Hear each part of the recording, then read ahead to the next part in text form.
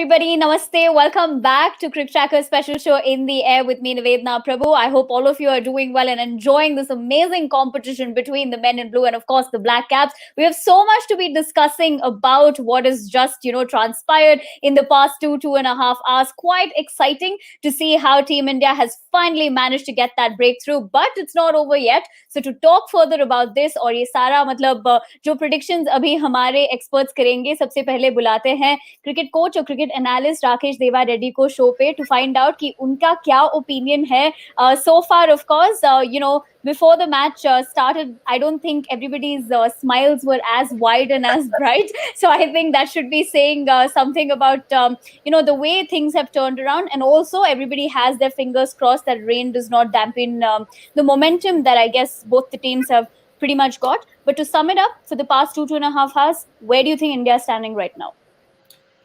So I think, as we discussed in the pre-show, like we were saying that India would go with the plan. I would say bowling fuller is aggressive approach in this particular session, I would say, and I think they have been successful with their plan. But we have to give the credit to New Zealand captain Kane Williamson. He was very persistent with his concentration. Let it be concentration or let it be patient.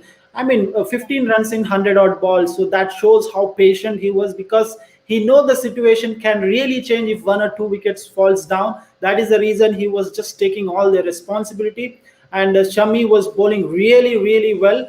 And I would like to add one thing here. A lot of people are discussing about swing and seam. And many people say that playing swing is very easy compared to seam. But what I would say is playing seam is very hard compared to swing, because swing you can really recognize it from the release point of a bowler. But whereas seam, the seam position you cannot decide what is going to happen until the ball is going to be pitched. So that really worked out very well with the wicket what Shami got of New Zealand's wicket keeper, and the other one, the catch which.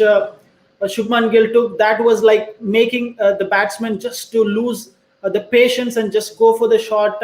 And that's what Ross Taylor has done. And they really got that 2 wickets. They were just setting it up. I would say that as soon as Ross Taylor got, even Henry Nichols also, he was just trying to play everything. And maybe after going back to the dressing room, he might have thought that, okay, he should have left that ball.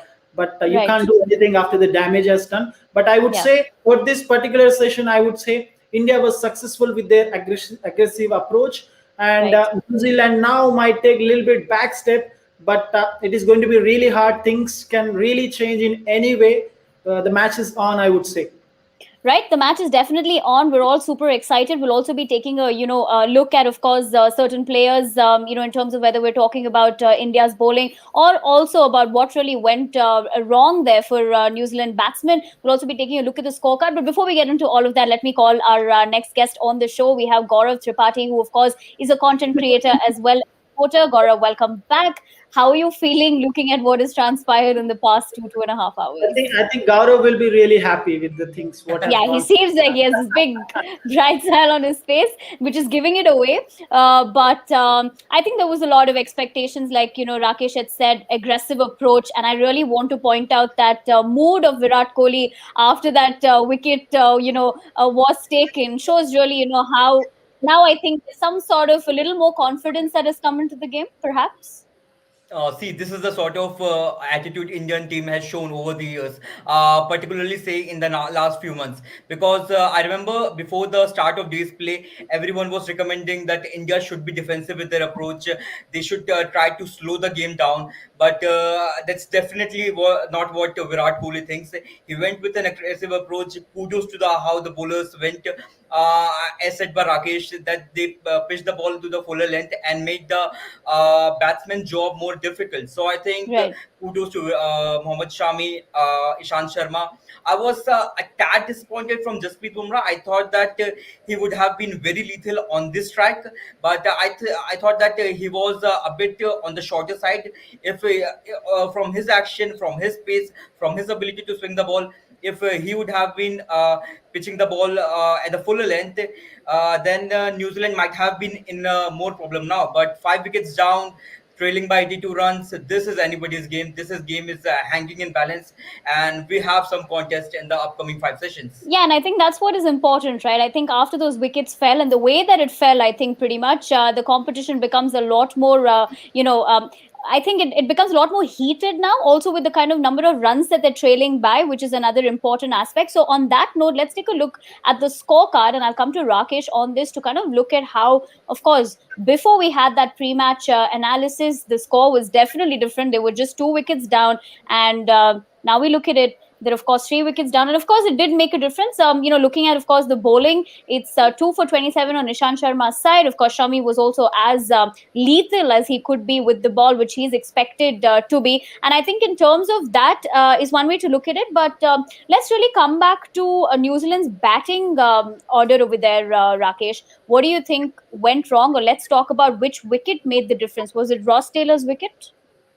I won't say I won't say it as what really went wrong. I would say the patience is key in these type of conditions, and when you're playing at this level, which you're fighting for a World Test Championship. I mean, it's a uh, event, World Cup Yeah, event. So yeah, I think the patience was the key here, and Ross Taylor slightly was out of control with his patience when because if you see the wicket, I mean, even before Ross Taylor got out, the bowlers were bowling fuller. But the important thing is they were not bowling on the stump. So if you look yeah. both the way, especially Kane Williamson was nicely leaving the ball with high authority, and he was under control with leaving that. So when he was leaving that, I think Ross Taylor was also confidence was also with high confidence that he can also leave, and he was actually doing that. And then Shami slowly started. That is called teasing the batsman and getting full control of the batsman and making him to do a wrong thing. So I think he Right, slightly changed that line and put it on the stumps, and then he got out. I think the patience was key here, and I would definitely say yes, Ross Taylor's wicket, because he being a senior player, you playing with your captain who is also very patient with his mindset. So I think that was the key. And then even Nichols, he was trying to just play each and every ball. So this was the right. thing I would say, Ross Taylor's wicket. And in these type of conditions, you just have to hit the balls which are very fuller, where there is no swing, where there is no movement, which is under your eyes. That's the only thing which you can really do. Otherwise, whatever Kane Williamson is doing, he's absolutely doing it fine. So I think Okay. Ross Taylor's wicket, that was the changing moment in this first session. That's probably the breakthrough that they got right over there. But I mean, of course, it was not a great day for him. But there's a milestone that has happened with Ross Taylor. Let's just quickly take a look at what that is. Ross Taylor, of course, is the first player from New Zealand to complete 18,000 international runs. Also, in terms of most international runs among active players, amongst other players, which is Virat Kohli, Chris Gale, of course, Joe Root from England. Ross Taylor stands there proudly from New Zealand with 18,007 runs. That is, of course, quite a milestone for him. Like I just said, might not have been a great day, but Gaurav, आप इसको किस तरीके से देखते हैं कि हाँ आज का दिन शायद अच्छा नहीं था, लेकिन looking at the caliber of a player that he is, quite a commendable journey he's had so far. Now, I think Ross Taylor has been a very underrated player over these years. We don't talk about him a lot because he isn't very attractive to the eyes. His shot making, his pull shots, cut shots might not be that attractive, but there's no problem in effect. He's mighty effective. The way he plays, the way he controls the situation, he has been a warhorse for New Zealand cricket over the years. Like he played one days, T20s. Talking about milestones, I would like to highlight one point over here. Ross Yeah, Taylor is the only player to have played 100 Tests, 100 ODIs, and over 100 T20 internationals. So I think this speaks that how good the player is. And right. being at 37, he's still going strong. He has been consistent, and I don't think retirement is in his mind. और ये देखना पड़ेगा कि इस match में वो और क्या करते हैं बिकॉज एक इनिंग्स बाकी है and in such conditions you have to rely on your senior pros and I Right. Think Ross Taylor He still might be has able to change things around, right? And I think या on the या retirement bit, exactly he did say, I think a few weeks ago, that he's looking to change that concept among New Zealand cricketers. He wants to ensure that he it's not a young phase that they're looking to retire at 32 or 33. He feels like that's something that he would like to probably change in terms of the perception. Once you get a little older, then the questions of retirement is bound to hound you, I guess. But Rakesh, I'll come to you on the bowling lineup. Of course, we have to talk about how smooth Shami was, the kind of magic that Ishant also did manage to get. So, on talking about that, yes, you spoke about the way that they actually bowled, but since Gaurav did point out about the expectations that probably Bumrah people have from Bumrah, what do you think is not working for him? See, I think actually, I mean, he generally bowls Yorkers, but usually, I mean, if we see his bowling style and his bowling lengths and lines, that has been changed in the recent past. So he is not the same bowler what we usually see what we usually saw from Bumrah. I think there is Yeah, something really going wrong with his release point. I guess I wouldn't say release point, but the way he, I think it's more of a mindset kind of thing. I would say, and they have to adopt the situations to the conditions and to the grounds and to the countries they are playing. I think right. there is something that momentum. Generally, we talk about batsman form. So when they are not in form, even a good player, Sachin Tendulkar was also struggling with his form during one phase. So I think that Yeah. is something which is really going with Bumrah. But when you analyze his bowling in terms of technical aspects, I really don't see any major issues or anything. It is just that like how a batsman loses his form. I think that is something which is going on with Bumrah. But there are still 5 Test matches during this England tour. We can, at some point of time, we can Obviously. the old Bumrah. Okay, talking about bowlers, just in that pre-match analysis, and also I think where we left off previously, there's a lot of talk about what was not working in the favor of Indian bowlers. But of course, they managed to turn it around. But we did have a conversation with Devon Conway's coach, Glenn, who really spoke about what was probably working in New Zealand's favor when they were bowling. Let's just take a quick listen in to what he had to say. Yes, New Zealand cricket's in a really bright spot at the moment. There's so much depth and so many young players that your bowlers getting more swing and teams getting more swing on particular days. It's a bit of a mystery really. There's so many variables that come into it.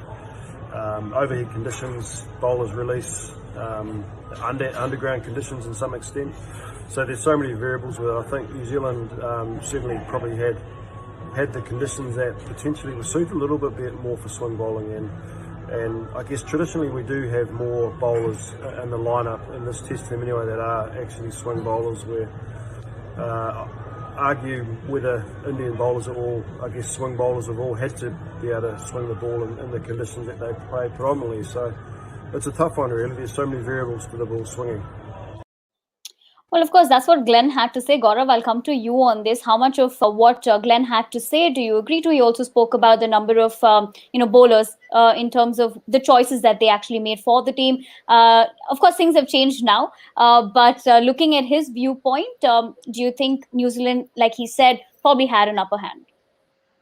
Yeah, definitely. He said that there are a lot of factors which comes into when you talk about swinging the ball. So it's very difficult to judge that a New Zealand bowlers got more help from the surface and Indian bowlers didn't. But what I personally feel that the plenty of options allowed Kane Williamson to keep the pressure on the Indian batsmen. I mean, if you look at he had five quality fast bowlers. If we even talk about Colin de Grandhomme, he bowled really well. What he was doing that he was not giving anyone a long spells.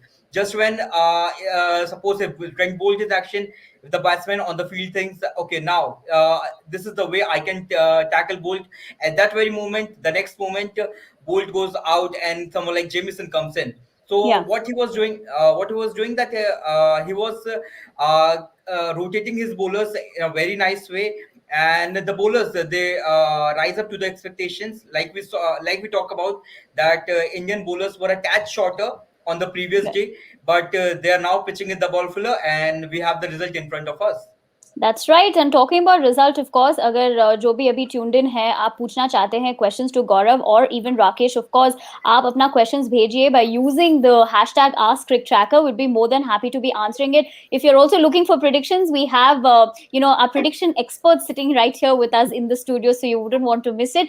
But talking about the way that Gaurav said that there is an upper hand, not upper hand, but probably India's finally managed to get that breakthrough that everybody was really talking about, and and they've got a breakthrough and how. But that also talks about the fact that let's take a look at the playing 11 of New Zealand, and this is to take a look at the tail enders that the team definitely has, which means that, of course, big wickets have gone there, Taylor, Nichols, and of course BJ Watling, but it does not mean that the tail enders are not capable of adding to the score card for sure. Rakesh, how do you view this? Are you of the same opinion, or do you think that it could fall like a pack of cards? So anything can happen. Situations are really changing, and we are not able to predict. Things are coming out of the box, or maybe I would say it's nobody would have thought that they will lose 3 quick wickets in this first session. But Right. Talking about the tailenders, it all depends how they are playing. But one slight advantage what New Zealand tailenders might have when we compare it with the Indian tailenders in the present team, that these tailenders have already played a couple of test matches in England, so they might know what exactly is the pitch is going to behave. So that might slightly help. But what I feel is if there are going to be another 2 quick wickets, then that pressure is going to be there on the tailenders. So that really troubles the tailenders. So it all depends on the situation, how Kane Williamson is going to handle. Yes, there is Colin de Grandhomme, but I would say Kane Williamson will take that responsibility and keep hold of Colin de Grandhomme not to lose the wicket very soon, because they are just 80 odd runs behind. If they are going That's to right. lose all the wickets for another 20 runs, India is going to get a lead of 150.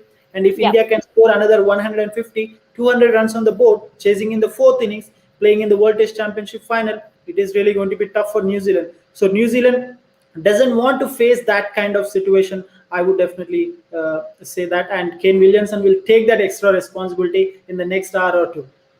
Okay, of course, that we have to just wait and watch if that's how it's going to pan out. But I still want to take a quick look at the playing 11 again and come to you, Gaurav, about that. One of the predictions that many people are, of course, talking about: will there be a fifer, a chance for a fifer from Mohammad Shami?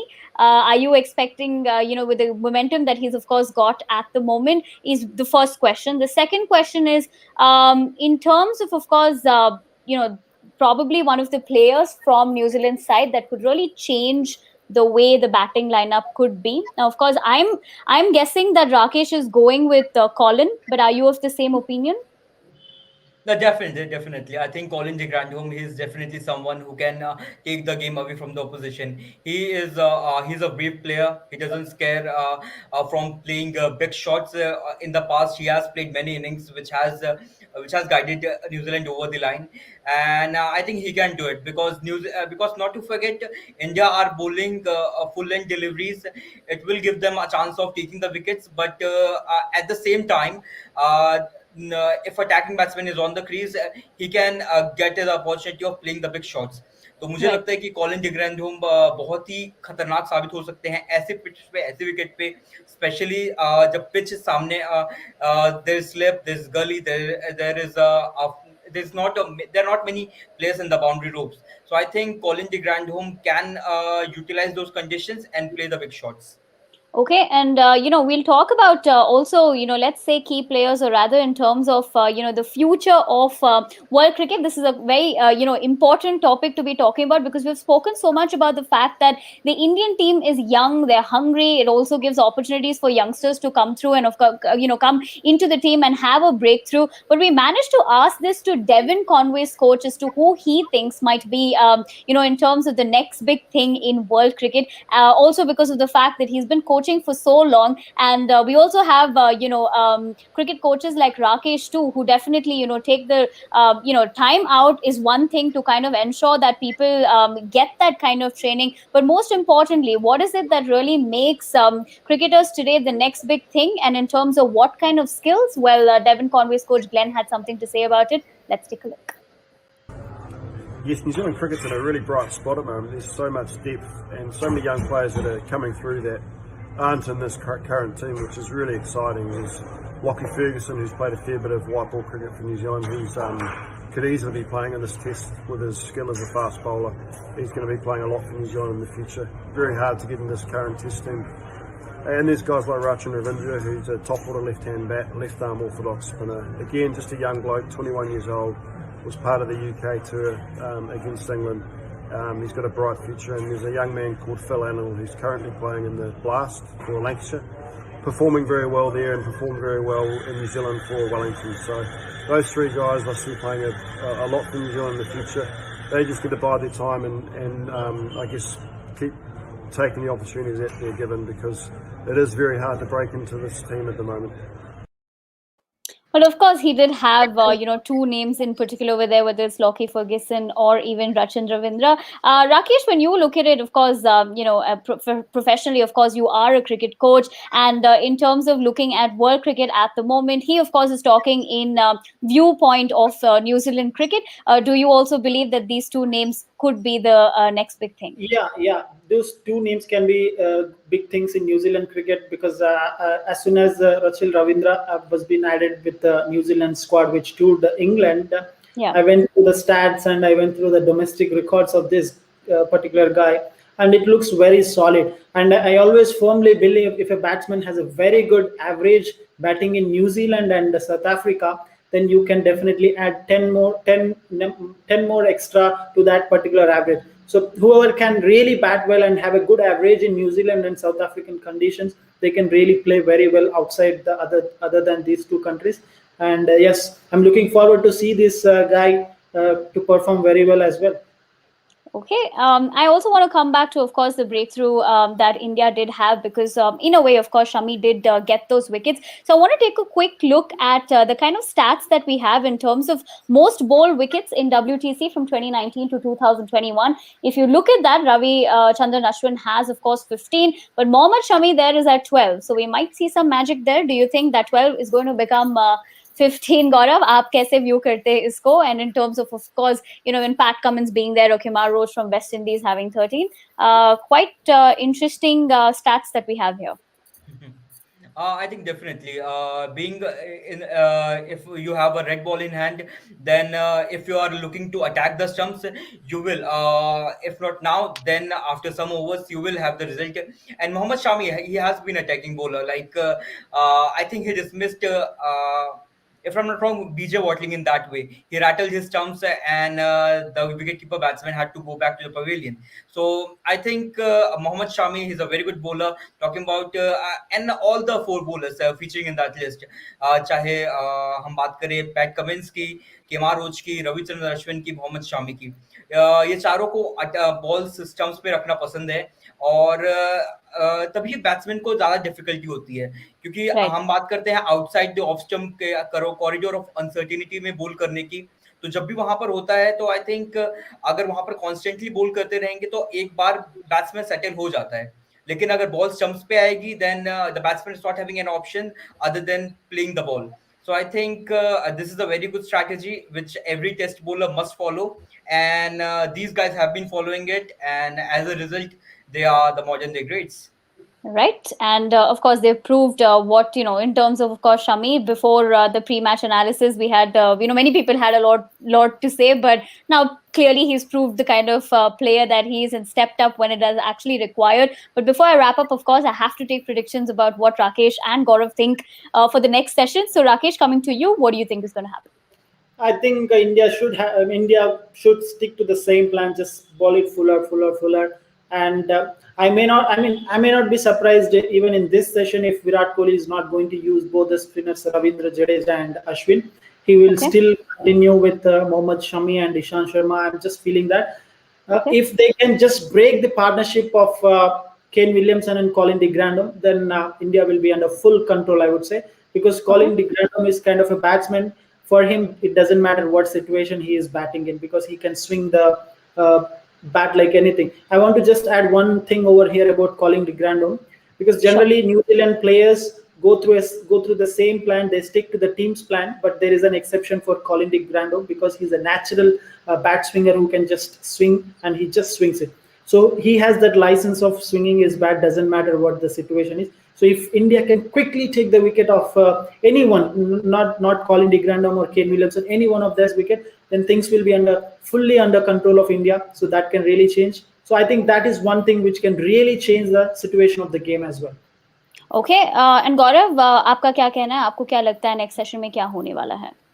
Or rather, breakthrough moment कौन सा होगा? What I feel, breakthrough movement की बात करें तो I think Kane Williamson का wicket बहुत important रहेगा। जब तक वो क्रीज पे है, चाहे वो रन्स बनाए ना बनाए, उनका इफेक्ट सामने वाले नॉन स्ट्राइकर में चाहे जो भी हो, काइल जेमिसन हो, कॉलिन डिग्रांट हो, वो उनको एक कॉन्फिडेंस देगा। लेकिन अगर केन विलियमसन वहां पे चले जाएंगे तो मुझे लगता है कि मोमेंटम इंडिया की तरफ आ जाएगा and there will be pressure on न्यूजीलैंड। Now, at that moment, all they can do is swing the bat hard because you can't expect Colin DeGrand and Kyle Jamieson to stay at the crease and play 30-40 overs. So I Right. think Kane Williamson, dismissing Kane Williamson will be the key to India, and he'll continue his approach of being persistent at the crease. So I think the formula is simple: get Kane Williamson out and go ahead in the contest. And the rest shall follow. Well, that's what our special guests have to say. Of course, they've given their expert opinion about what is going to happen. We will see you very soon. Let's see how this match unfolds. Of course, all of us are super excited. Like I said right at the beginning, we're just hoping that it does not rain and it doesn't dampen our spirits. But however, we hope you enjoy the competition as much as we've been enjoying it. We will see you on the other side. Until then, take care. See you soon.